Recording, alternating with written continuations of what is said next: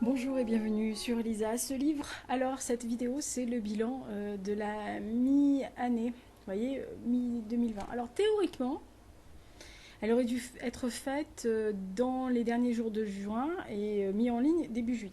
Bon, bref, on va pas revenir sur les avaries.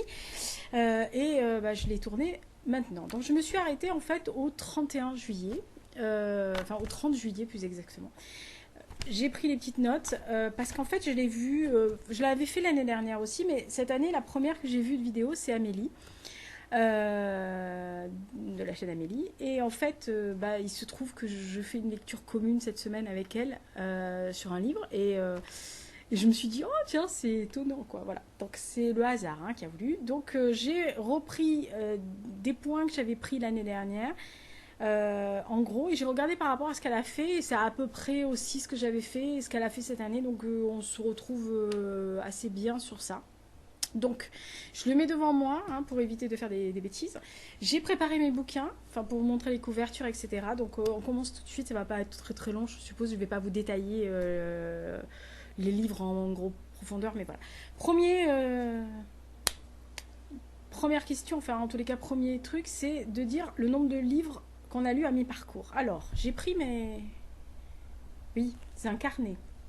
Alors c'est un carnet, je vous montre pas ce qu'il y a dedans, hein, mais c'est un carnet où il y a des mois. Ah bah si, je peux vous montrer les mois qui vont suivre, parce que de toute façon ça implique rien, parce que vous voyez pas ce qu'il y a dessus. Alors, ah non, celui-là, non, il y a des trucs. Voilà. Ça se présente comme ça. La première page, c'est octobre avec fait marquant. Ensuite, il y a les livres lus, les notes, les livres achetés, les SP que j'ai reçus, les films, les séries, les items, les choses à venir, les notes, et ensuite mes projets d'écriture, mes avancements d'écriture, etc. Et à la fin, évidemment, il y a, parce qu'il y avait déjà 2019 et 2018, il y a les livres lus, voilà. Vous voyez.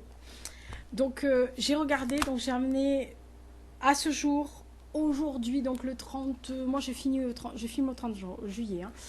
Il y en a 62 livres lus, plus 10 livres d'histoire, plus 5 BD. Je trouve que c'est pas mal. Par rapport à l'année dernière, je trouve que je me suis même améliorée. Mais je vais dire que c'est grâce au confinement aussi, parce qu'en fait j'avais 2 heures de lecture de plus le matin. Donc, par rapport à mes transports en commun. Donc c'est bien. Je range mon carnet. Oui, c'est un petit carnet Peter Pan. Regardez comment l'a assoupi.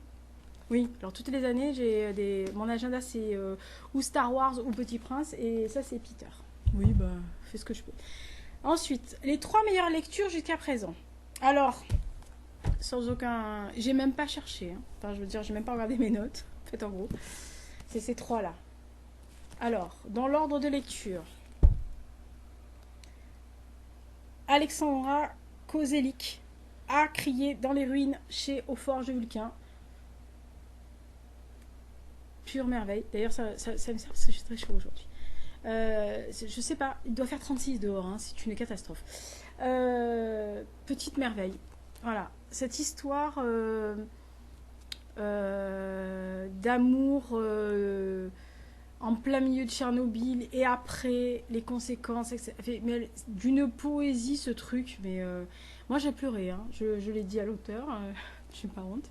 Voilà, mais de toute façon les forges de Vulcain, j'ai jamais de mal hein, avec les forges, hein, donc c'est toujours un bonheur, c'est leur livre. Ensuite, deuxième Alexandra, oui j'ai décidé que cette année il fallait s'appeler Alexandra pour être dans mon top 10. Pareil, hein, Alexandra Schwarzbrod, Les Lumières de Tel Aviv, c'est le tome 3 en fait, puisqu'il y a Adieu à Jérusalem et Le Songe Ariel que j'ai lu, les 2 autres je les ai lus après celui-là parce que j'avais tellement aimé celui-là que j'ai voulu lire les 2 premiers de la trilogie qu'elle avait fait. Je l'ai dit, hein, j'ai adoré Adieu Jérusalem, j'ai trouvé un peu en deçà Le Songe Ariel, mais Les Lumières de Tel Aviv, mais moi ça m'a remué cette histoire-là, là, ces 6 personnages qu'on suit, mais j'avais le cœur serré. Pareil que à crier dans les ruines, différent bien sûr, mais pareil, ce côté... oui, ce côté romanesque, poétique, glaçant aussi, inquiétant pour certaines choses, parce qu'on s'inquiète un peu pour les personnages. Non, vraiment, c'est vraiment Les Lumières de Tel Aviv d'Alexandra Schwarzbrod, comme Alexandra Koselik à crier dans les ruines. Sans contexte, ça sera peut-être sûrement les 2 premiers de mon top 10, mais bon. Et autre, 3, puisqu'il fallait 3, c'est celui-là. La rafle des notables, de Anne Sinclair chez Grasset. Oui, il y a une lettre, mais je vous dirai pas. Ça vous regarde pas. C'est un livre qu'elle a fait sur son grand-père, à la recherche de son grand-père, en fait, paternel, Léon Schwartz, qui a été interné à Compiègne, Royal-Lieu, et ensuite là. C'est un formidable témoignage d'une petite fille. Toujours le problème de mettre. Voilà, là. Franchement, le témoignage d'une petite fille envers son grand-père, c'est une très belle lettre d'amour, d'histoire, de devoir de mémoire, d'histoire au grand sens personnel, au sens avec un grand H, de devoir de mémoire, avec la sensibilité d'Anne Sinclair, et cette quête.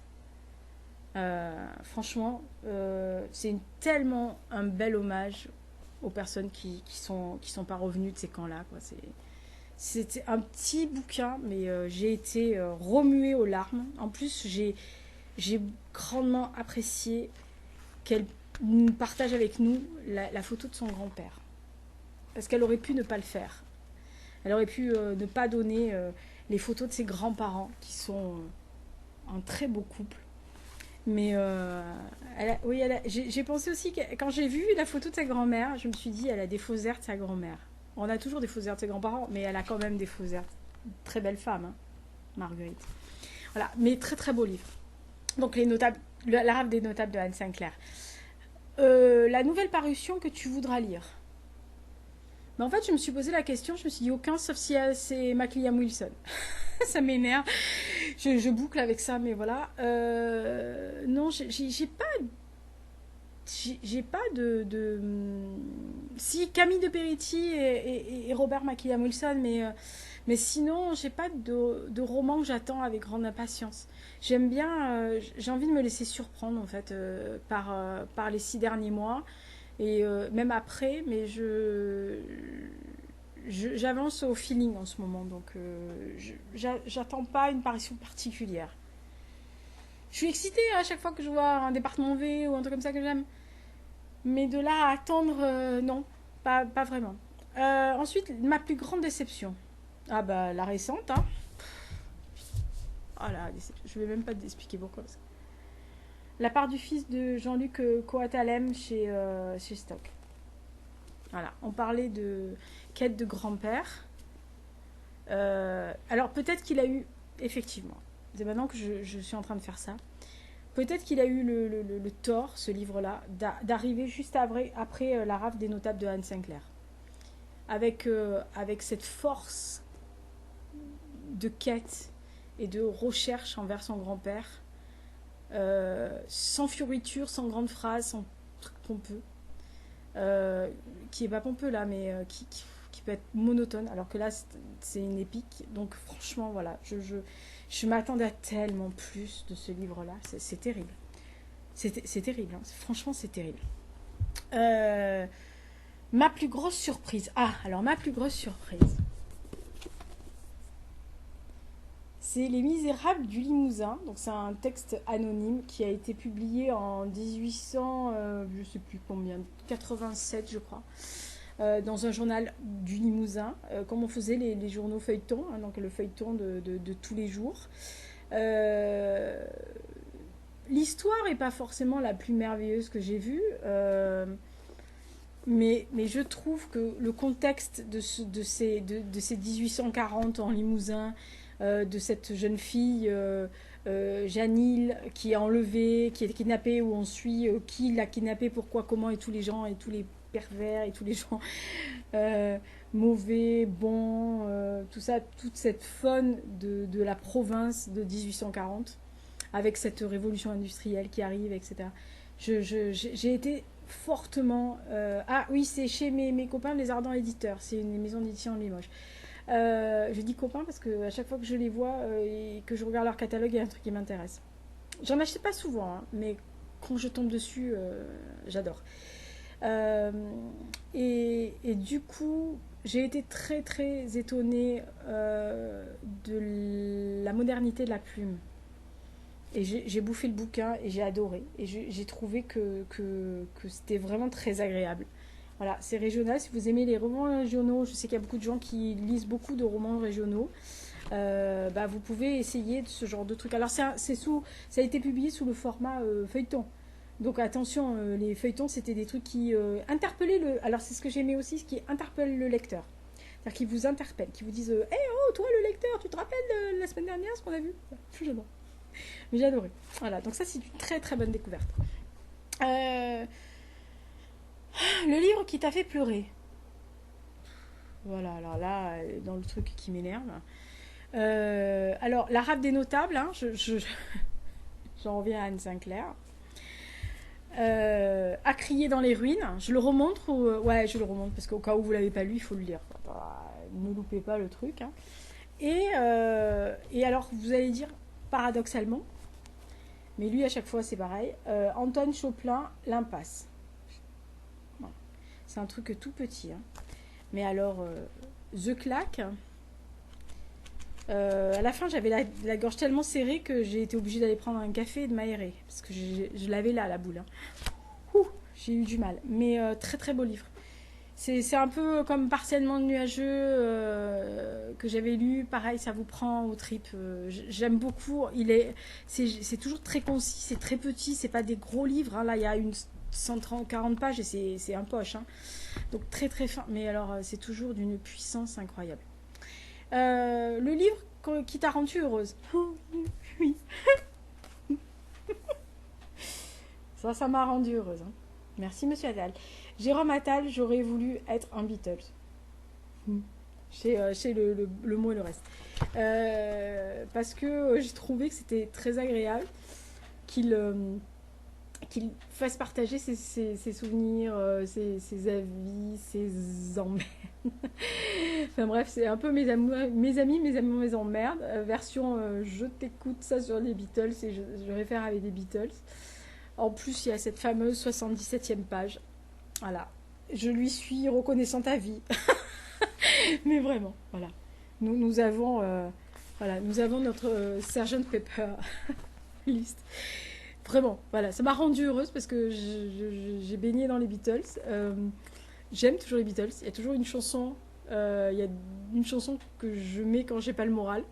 Un peu comme Rearrange de Mike Scale, qui est aussi issu d'à côté de Liverpool, de Vickenhead.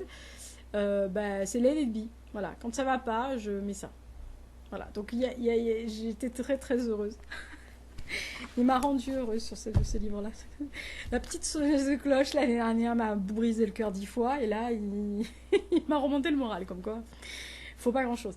Dernier livre lu, lecture en cours et prochaine. Alors, dernier livre lu... En fait, le dernier livre lu, c'est Le Chant des Rossignols, mais je l'ai pas... Au moment où je tourne la vidéo, je l'ai pas fini, donc je peux pas dire qu'il est lu. Il me reste 3 pages ou 4 pages, une dizaine de pages, quoi. Donc, je dirais Le Chant du Rossignol, en vérité, mais à ex-aequo, donc, avec Labyrinthe, puisque c'est vraiment le dernier que j'ai vraiment fini officiellement. Celui que je suis en cours, Le Chant du Rossignol, que j'ai presque fini. Et je suis en train de lire aussi Tout ira bien de Damien Barr, que j'aime beaucoup. Vraiment beaucoup, beaucoup, beaucoup. Et prochaine lecture, qui ne serait tardée, puisque je pense que le chant étant terminé, je vais m'attaquer à celui-là. La bibliothécaire d'Auschwitz, sachant que comme je suis bientôt en vacances, dans les transports en commun, je vais écouter de la musique pour éviter de commencer un bouquin. Je vais commencer mes pavasses à la maison sur le balcon. Voilà, ça c'est fini. Oh, c'est la dernière question. Vous voyez comme quoi je vais vite. Attente des 6 prochains mois. Enfin, 5 prochains, quoi. Seigneur. Qu'est-ce que j'attends pour le prochain les 5 prochains mois. Déjà d'avoir autant de lectures, ce qui me ferait passer la barre des 130 ou 140 livres. Ce qui m'étonnerait. Je pense pas. Surtout que, comme je vous dis, je vais rééditer un bouquin en fin septembre et j'en ai un nouveau qui sort en février, qui c'est complètement inédit il faut quand même faire un peu de travail dessus, hein, avec mes collègues graphistes et lecteurs-correcteurs. Donc, je sais pas, il y a le Black November qui va passer par là, donc il va m'en faire lire quand même pas mal. J'ai déjà un truc fourni en septembre, octobre aussi. Donc novembre, ça va être bloqué. Il me restera décembre. Voilà. Je sais pas. Je sais pas. Qu'est-ce que je peux attendre pour les 6 prochains mois? En fait, j'en sais rien. La possibilité de découvrir un roman qui me bouleverse, qui atteignent les pleurs et les Kleenex sous les yeux avec le mascara qui coule de Accroyer dans les ruines et les lumières de Tel Aviv. Oui, de pouvoir faire des dédicacés des romans là dont j'ai parlé. Euh, et puis, je sais pas. En fait, essayer de découvrir d'autres auteurs. Alors, il y a les indés que je commence à découvrir petit à petit et que j'aime beaucoup. Euh, et puis, ouais, tomber sur un livre qui va me bouleverser à la fin de l'année, quoi. C'est un truc, quelque chose qui marquera mon année, machin. Ah oui, et si par hasard, la fille qui lance un appel, outre ceux dont je parle toujours, que je pense que je vous saoule avec Maquilla Molson et Camille de Peretti et toute la clique, si par hasard Tony Cavano passait par là, ou son Natine, vous pouvez leur dire qu'il bouge un peu pour faire un nouvel épisode de Diane Richards, histoire que je commence l'année 2021 avec Darian Richards. Ouais, parce que, bon, un inspecteur sexy australien, bon, je dois avouer que ça me botte, quoi. Ça égayerait l'année. Enfin, la fin de l'année, c'est mal foutu, mais le début d'année, c'est pas mal. Et puis, je pense que 2020, on a bien galéré quand même. Voilà, donc j'espère. Après, j'ai vu que les sorties de septembre n'étaient pas énormes. J'ai pas été révolutionnée par les titres que j'ai vu passer pour l'instant. On est le 30 juillet, j'ai regardé les catalogues. À part, comme je vous disais, tout va bien chez Cherche Midi. Il y en a un autre aussi chez Stock qui s'appelle Erika Sattler, je crois, que je suis censée lire en service de presse électronique et que je n'arrive absolument pas à télécharger. Mais vraiment, je n'arrive pas avec le logiciel. Vraiment, il ne s'adapte pas. Je lis pas en numérique, j'ai pas de liseuse, mais je comptais le lire sur l'ordinateur. Et puis, bon, bah, finalement, je vais l'acheter. Je l'ai précommandé à la librairie, je l'achète. Et le jour où il est sorti, je crois qu'il sort le 19. Bah, et ça sera ma lecture dès que je l'ai entre les mains. Donc, ça sera un SP acheté, on va dire. Sinon, ben non, j'attends rien, en fait. Et en fait, ouais, j'ai pas envie d'attendre. En fait, j'ai juste envie de découvrir. Ce qui fait que quelquefois, quand je vais sur les chaînes des autres grandes booktubeuses, bah, je suis contente parce que très souvent, je trouve des trucs.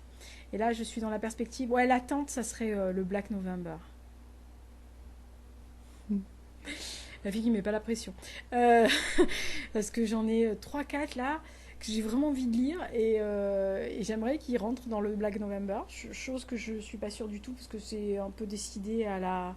J'aime bien le côté communautaire qu'elle fait pour décider les thèmes, etc. J'aime bien. Donc à chaque fois on participe, on gueule tous, on veut ça, on veut ça.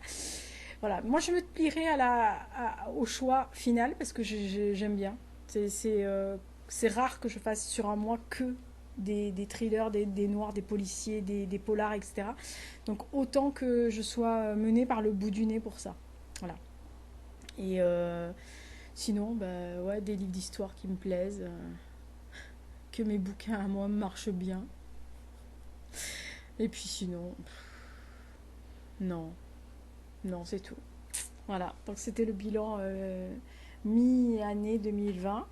Un peu de retard, mais comme je vous ai dit, il y a du bon, il y a eu une déception, voire deux, trois. Des trucs sympas, la science avec Star Wars, la grandiose, ça va atterrir dans le top 10 ce truc, comme Coruscant, machin.